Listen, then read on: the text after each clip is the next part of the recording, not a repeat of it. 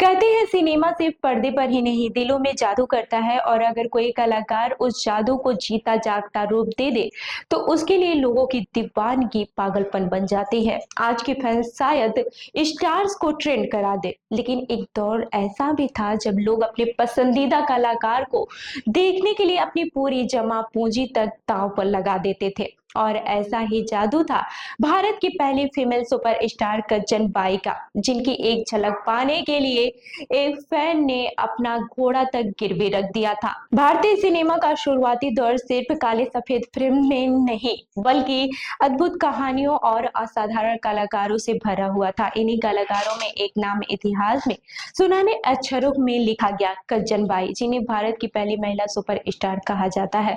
15 फरवरी सन 1915 को लखनऊ की मशहूर तवायफ सुगन बाई के घर जन्मी, जहां आरा कंचन यानी कि कंचन बाई बचपन से ही कला और संगीत के माहौल में पली बड़ी।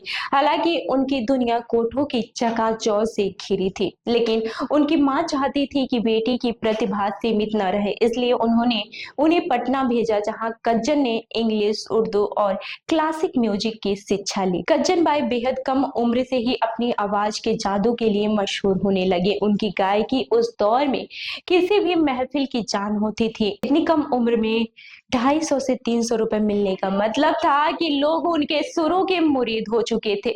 धीरे धीरे उनकी शोहरत फिल्मों तक पहुंची और उन्हें मिली पहली बड़ी पहचान, फिल्म शिरीन फरहाद। यह फिल्म भारत की दूसरी बोलती फिल्म थी, जिसमें कुल 42 गाने थे और इनमें से लगभग सभी गाए कंचन बाई ने निषाद के साथ मिलकर।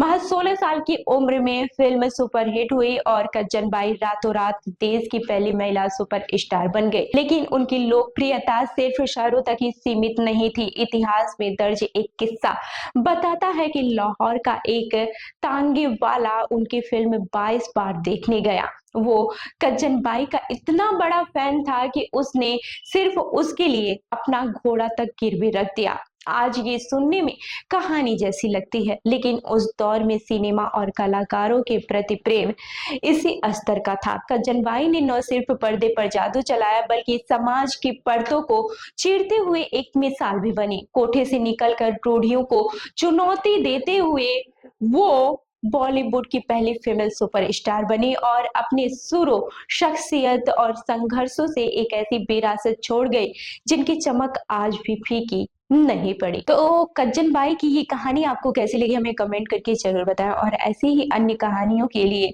देखते रहिए लखनऊ सुपरफास्ट न्यूज। धन्यवाद।